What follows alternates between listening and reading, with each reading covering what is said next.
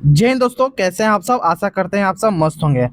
देखिए, जब से एसएससी जीडी का एग्ज़ाम समाप्त हुआ है तब से लाखों उम्मीदवार यह सोच रहे हैं कि इस बार सेफ स्कोर क्या रहेगी और क्या मुझे फिजिकल की तैयारी शुरू करनी चाहिए या नहीं करनी चाहिए, रिजल्ट कब तक देखने को मिलेगी, आंसर की कब तक देखने को मिलेगी और कितने कैंडिडेट इस बार एग्जाम दिए हैं, प्रेजेंटिंग रेशियो क्या देखने को मिली है। इस सभी कुछ जानकारी आप सभी के मन में कहीं ना कहीं चल रही है। तो सारा जानकारी आपको इस वीडियो में प्रोवाइड कराने वाले हैं। एक एक करके सारा डाउट क्लियर करेंगे, रिजल्ट के रिगार्डिंग, आंसर की के रिगार्डिंग, साथ ही साथ कट ऑफ के रिगार्डिंग। तो वीडियो में शुरू से अंत तक बने रहिएगा। अगर कुछ समझ में ना आए तो आप कमेंट कर सकते हैं, विद इन सेकेंड वहाँ प्रोवाइड आपका आंसर कर दिया जाएगा। बाकी बात करते हैं सबसे पहले टोटल वैकेंसीज को लेकर। तो टोटल इसमें 25,487 टोटल वैकेंसीज में निकाली गई थी इस बार। बात करेंगे इसके लिए कितने फॉर्म भरे गए थे, तो फॉर्म 48,83,309 टोटल इसमें फॉर्म भरे गए थे। हालांकि पिछले बार से कुछ कम फॉर्म इस बार गिरी हुई है। वहीं बात करेंगे टोटल प्रेजेंट कैंडिडेट को लेकर, तो टोटल इसमें लगभग 25,65,65,548 कैंडिडेट इसमें प्रेजेंट हुए थे। बात करेंगे एग्जाम डेट को लेकर। एग्जाम डेट आपका 27 अप्रैल से 30 मई तक अलग अलग शिफ्टों में चली थी। निगेटिव मार्किंग 0.25 के होने के कारण बहुत सारे कैंडिडेट को इसमें डाउट लग रही है, क्योंकि ऐसा तो है नहीं कि इसमें निगेटिव मार्किंग नहीं है तो कुछ भी लगा दो, सही हुआ तो हुआ, नहीं हुआ तो कोई बात नहीं। इसमें ऐसा है कि अगर सही नहीं हुआ, अगर आप गलत अटैम्प्ट कर देते हो, सही नहीं हुआ, तो फिर आपको निगेटिव मार्किंग चली जाएगी, जिसमें बहुत सारे कैंडिडेट को नुकसान भी देखने को मिलता है। उसी के रिगार्डिंग बात करेंगे आंसर की के रिगार्डिंग। तो आंसर की बात करा जाए तो देखिए, आपका एग्जाम 30 मई को समाप्त हुआ है, तो विद इन 10 दिन या अंदर के माना जाए कि अगर 2-3 दिन के अंदर में, यानी कि 10 जून के अंदर में आपका आंसर की जारी कर दिया जाएगा। आगे बात करते हैं नेक्स्ट, यानी कि कैटेगरी वाइज वैकेंसी को लेकर। देखिए, कांस्टेबल जीडी की अगर बात करेंगे मेल कैटेगरी में, तो मेल कैटेगरी में टोटल 23,466 टोटल फॉर्म है और फीमेल कैंडिडेट में सबसे कम 2,020 टोटल फॉर्म है। इसके लिए अगर बात करें तो जनरल में क्या है, ईडब्ल्यूएस में, ओबीसी में, एससी में और एसटी सभी कैटेगरी का आप डाटा आपको उपलब्ध है, तो आप एक सारा डाटा देख सकते हैं। वहीं बात करेंगे मेल में भी सेम डाटा आपको प्रोवाइड कराया गया है, ओबीसी, ईडब्ल्यूएस, एससी, एसटी सभी कैंडिडेट को, जैसे आपकी जिसके रिगार्डिंग से आप कैटेगरी से बिलोंग करते हैं उस प्रकार से अपना डाटा देख लीजिएगा। बात करेंगे टोटल वैकेंसी कैटेगरी वाइज, तो यहाँ भी आपको टोटल वैकेंसी कैटेगरी वाइज दिख रही है, जो कि काफी इंपॉर्टेंट डाटा है। जैसे कि जनरल की बात करेंगे तो 11,102 टोटल वैकेंसी है, या मेल फीमेल दोनों का इसमें कंसिडर किया गया है। वहीं बात करेंगे ईडब्ल्यूएस को लेकर तो 2605, ओबीसी में 5765, एससी की बात करेंगे तो 3447 और एसटी के लिए 2121 टोटल वैकेंसी निकाली गई थी। चलिए, यहाँ तक आप सभी को सब कुछ समझ में आ चुका होगा, यहाँ तक कोई ऐसी बात नहीं है जो नहीं समझने लायक है। फिर भी कुछ दिक्कत हो, कुछ डाउट हो तो कमेंट के माध्यम से आप हमसे विद इन सेकंड पूछ सकते हैं, वहाँ जवाब आपको तुरंत ही प्रोवाइड करा दिया जाएगा। बात करेंगे फोर्स वाइज वैकेंसी डिटेल को लेकर, जो काफी इंपॉर्टेंट डाटा ये हो जाती है कि किस फोर्स में कितना वैकेंसी है। कमेंट में आप लोग जरूर बताएगा आपका मन पसंदीदा फोर्स कौन सा डिपार्टमेंट आपको सबसे ज्यादा अच्छा लगता है, कमेंट में लिखना मत भूलिएगा। बात करेंगे बीएसएफ को लेकर। बीएसएफ मेल फीमेल दोनों में आपको बता रहा हूँ कि बीएसएफ में टोटल 524 वैकेंसी निकाली गई है और फीमेल में 92 वैकेंसी निकाली गई है। वहीं बात करेंगे सीआईएसएफ को लेकर, तो सीआईएसएफ में मेल के लिए 13,135 और फीमेल के लिए 1,460 टोटल वैकेंसी निकाली गई है, यानी कि सबसे ज्यादा वैकेंसी सीआईएसएफ में आपको देखने को मिली है। फिर बात करेंगे सीआरपीएफ को लेकर, तो सीआरपीएफ फीमेल में सीआरपीएफ मेल की बात करेंगे तो आपको 5,366 और फीमेल के लिए 124।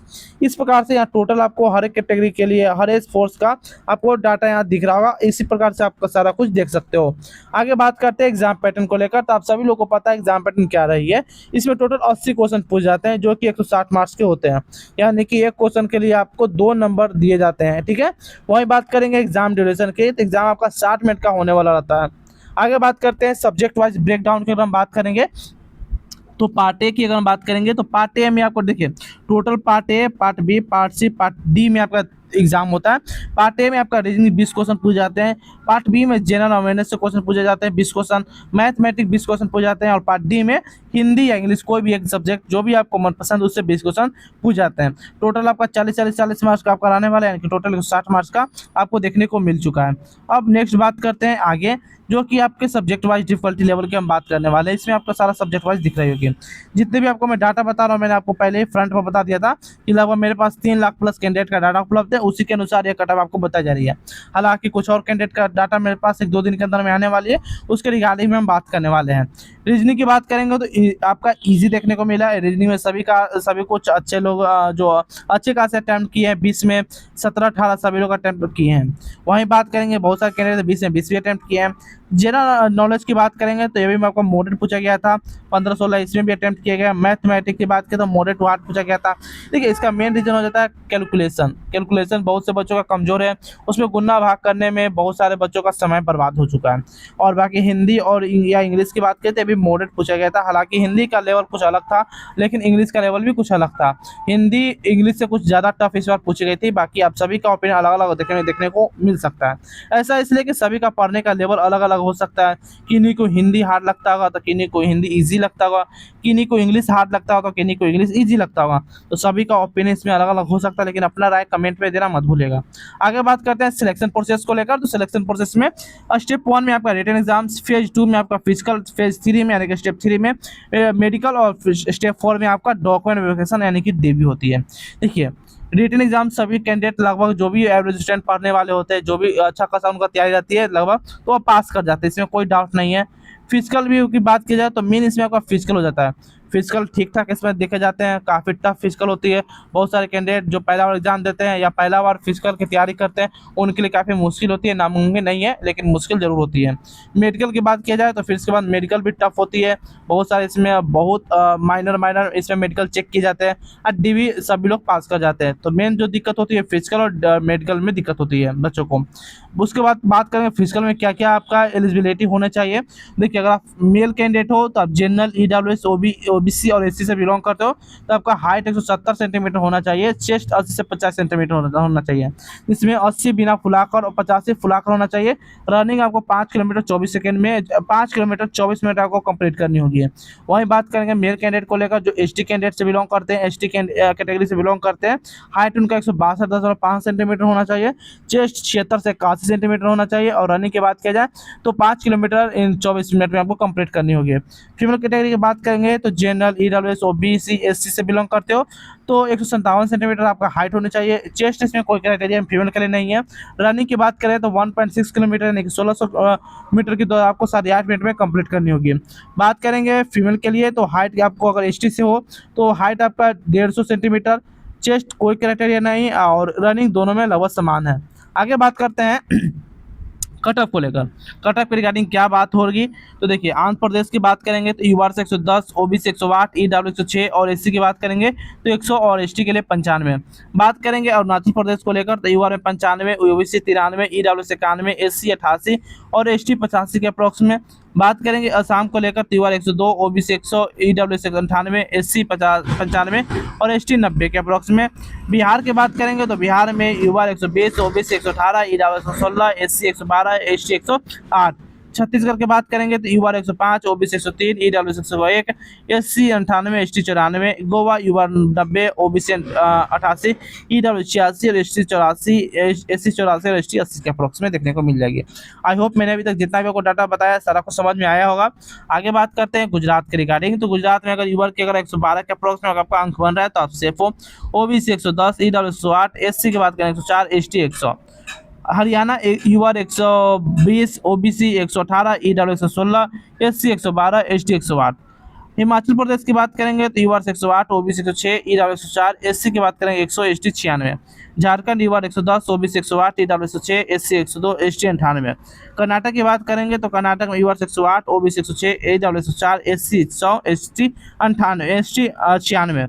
केरला की बात करेंगे तो UR 115, OBC 113, EW 111, SC की बात करेंगे तो 108 और ST के लिए 102 के करीब में। बात करेंगे मध्य प्रदेश को लेकर तो मध्य प्रदेश में UR के लिए 112, OBC 110, EW 108, SC की बात करेंगे 100 से 104 के बीच में SC ST का इस बार देखने को मिलेगी। वहीं बात करेंगे महाराष्ट्र के रिगार्डिंग तो महाराष्ट्र में UR 112, OBC 110, EW 108, SC की बात करें 104, ST 100 के करीब में आपको देखने को मिल जाएगी। मणिपुर की बात करेंगे तो UR से 95, OBC 93, EW से 91, SC 88 और ST 85 के अप्रोक्स में देखने को मिल जाएगी। मेघालय की बात करेंगे तो UR से 94, OBC 92, EW 90, SC 86 और ST 84 के अप्रोक्स में। मिजोरम की बात करेंगे तो UR 92, OBC 90, EW 88, SC 85 और ST 82 के अप्रोक्स में। वहीं नागालैंड की बात करें तो UR से 94, OBC 92, EW 91, 90, SC 86, ST 84 के अप्रोक्स में देखने को मिल जाएगी। कट ऑफ की बात करेंगे जो रेड स्टेट है, रेड जोन में स्टेट है वह आपका मध्य प्रदेश देखने को मिल जाएगी, बिहार देखने को मिल जाएगी, राजस्थान देखने को मिल जाएगी और ये सभी जो स्टेट है आपको मतलब कि रेड जोन में यहाँ कट ऑफ कुछ ज़्यादा जाती है। यानी कि जितने भी हिंदी भाषी क्षेत्र है, झारखंड की बात करें या मध्य प्रदेश से राजस्थान, ये सभी जो ऐसे स्टेट है इसमें कट ऑफ काफ़ी हाई जाती है। आगे बात करते हैं उड़ीसा को लेकर, उड़ीसा में इस बार क्या देखने को मिलेगी। यूआर से 110, OBC 108, EW 106, SC 102, ST 98। Punjab से अगर बिलोंग करते हो तो यूआर से 116, OBC 114, EW 112, SC 108, ST 104। Rajasthan UR 120, OBC 118, EW 116, SC के बाद 112, एसटी 108। सिक्किम की बात करेंगे तो यूआर से 95, ओबीसी 93, ईडब्ल्यू से 91, एससी 88, एसटी 84। तमिलनाडु की बात करेंगे तो यूआर से 114, ओबीसी, तमिलनाडु भी आपको रेड जोन में पड़ जाती है, तो आपको ध्यान देने वाली बात है। ओबीसी की बात करेंगे तो ईडब्ल्यू से 110, एससी 106 और एसटी 102 के करीब में आपको देखने को मिलेगी अगर आपने यहाँ से फॉर्म भरा है तो। देखिए अगर बात करें जनरल, नक्सल और बॉर्डर एरिया के, तो इस सभी के बारे में आपको जो कट ऑफ है मैं अगले वीडियो में प्रोवाइड करा दूंगा, क्योंकि अभी तक मेरे पास उनका कंप्लीट जो डाटा नहीं आ पाया। कुछ लोगों का डाटा आया हुआ, कुछ लोगों का डाटा अभी प्रोसीड में चल रही है।